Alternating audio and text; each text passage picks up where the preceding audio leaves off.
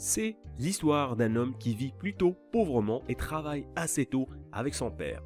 Ne fréquentant pas beaucoup l'école, il devient apprenti boulanger et quitte sa famille pour trouver du travail. Il reviendra quelques années plus tard et deviendra facteur rural. Un jour, lors d'une de ses tournées, il bute sur une pierre et tombe. Il trouve la pierre tellement étrange qu'il la met dans sa poche pour pouvoir la regarder sous tous les angles plus tard. Le lendemain, il repasse par le même chemin et il trouve des pierres encore plus belles et plus étranges. Il se dit alors, puisque la nature veut faire de la sculpture, je ferai de la maçonnerie et de l'architecture. Et c'est à partir de ce jour-là que chaque jour, lors de ses tournées de facteur, il commença à ramasser des cailloux.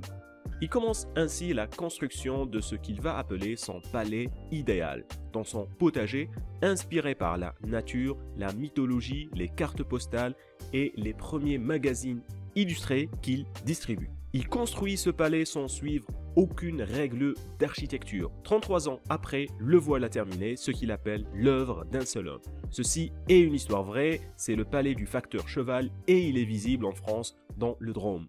On dira de son œuvre qu'elle est inclassable. Votre mémoire est probablement le meilleur investissement de votre vie. Les habitudes dont je vais vous parler dans cette vidéo sont comme les cailloux que Ferdinand Cheval ramassait chaque jour pour créer son œuvre. Au début, il s'agit de simples cailloux et à la fin, votre mémoire ressemble à un magnifique palais unique et inclassable. Commençons par une habitude à prendre ou plutôt à changer.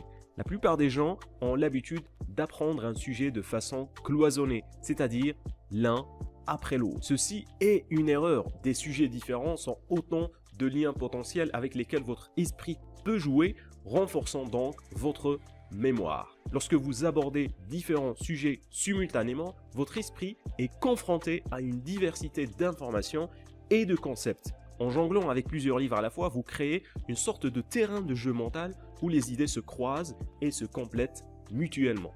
En jonglant avec plusieurs livres à la fois, vous développez également votre capacité à gérer des informations multiples, à passer d'un sujet à un autre et à maintenir votre intérêt éveillé. Cela évite la monotonie et l'ennui qui peuvent survenir lorsque vous vous concentrez uniquement sur un seul et unique livre. La deuxième habitude à prendre, c'est de parler. Racontez ce que vous apprenez. Alors, ça peut être à vos amis autour d'un verre, à votre chat ou encore à votre volant de voiture pendant que vous conduisez. Peu importe, l'important ici, c'est de parler. Tout d'abord, cela va renforcer les connexions neuronales que vous avez créées en lisant par exemple les livres. En fait, on a déjà une mémoire parfaite dans le sens où tout est toujours stocké quelque part dans notre cerveau.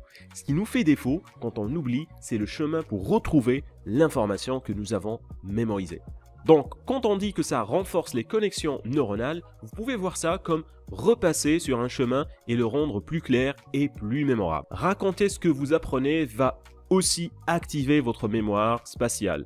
Vous êtes assis avec un ami et vous lui racontez ce que vous avez appris dans le livre que vous êtes en train de lire en ce moment. Eh bien, le fait d'en avoir parlé dans un endroit spécifique et non habituel va automatiquement vous faire associer cet endroit à ces informations et les graver ensemble.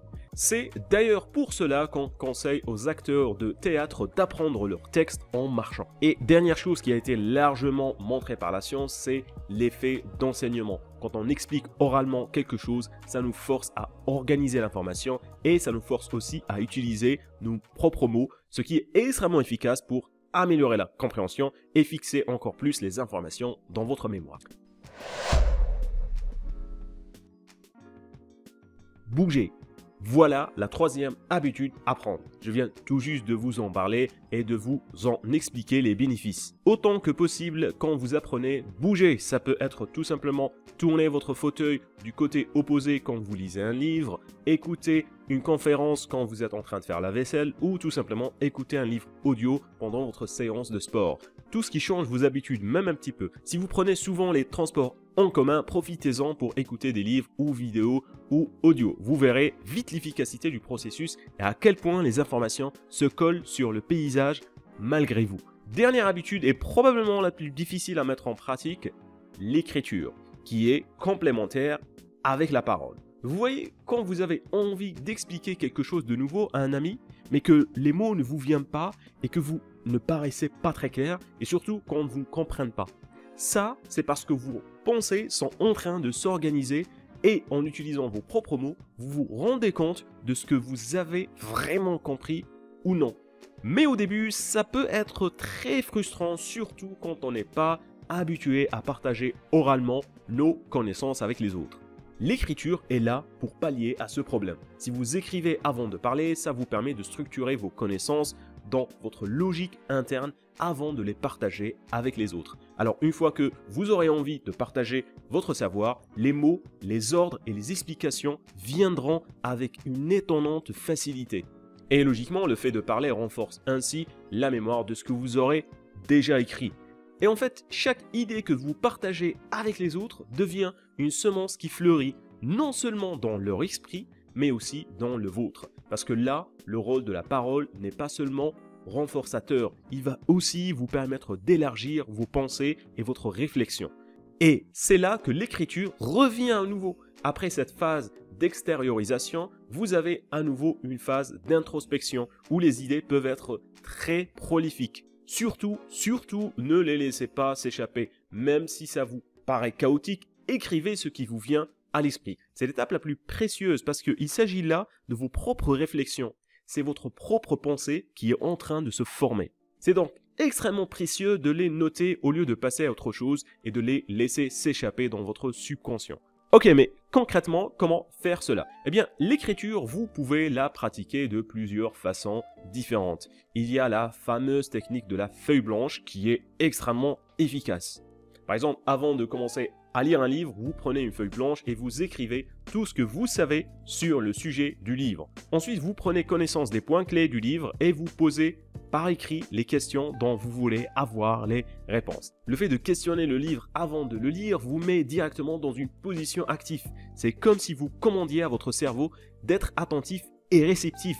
Une fois que vous allez lire, votre cerveau sera en mode chasse et il ira à la pêche aux informations qui lui permettront d'avoir une réponse satisfaisante à ces différentes questions. Une fois que vous avez des éléments pour votre réponse, eh bien vous allez tout simplement les noter. À la fin de votre lecture, vous pouvez maintenant organiser vos notes, soit les transformer directement en flashcards, et ça ne vous prendra pas du tout de temps parce que vous avez déjà transformé vos notes en un format question-réponse, soit vous avez déjà un système de prise de notes dans un carnet ou peut-être même dans un logiciel comme Notion ou Obsidian, ou vous voulez peut-être même utiliser une des différentes méthodes de mémorisation que je vous apprends dans cette chaîne. Par exemple, utiliser la méthode du palais mental pour mémoriser votre livre, ce que je vous apprends à faire en détail dans l'une de mes formations gratuites. Je vous montre comment j'ai mémorisé le livre L'effet cumulé en utilisant le palais mental. Vous trouverez le lien en bas dans la description. Une autre façon de prendre l'habitude d'écrire, c'est de tout simplement tenir un journal.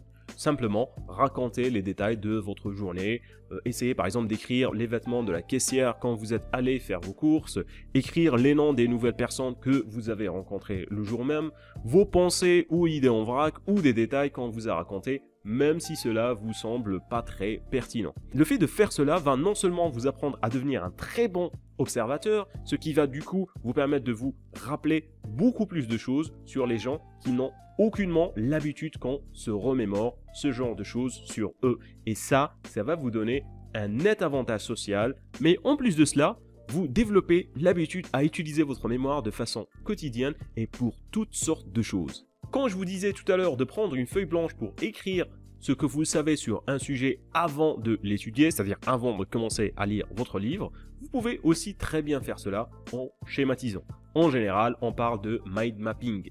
Inutile de faire compliqué ici, au contraire, plus c'est simple, mieux ça sera. Alors, je ne vais pas trop m'attarder sur la création et l'utilisation des cartes mentales, vous trouverez énormément de vidéos sur YouTube à ce sujet. Une autre méthode qui peut vous aider, c'est ce que j'appelle les ménomigrammes et qui permet de transformer ce qu'on veut apprendre en des petits dessins très simples. Je vous invite à aller voir cette vidéo maintenant pour apprendre à faire cela.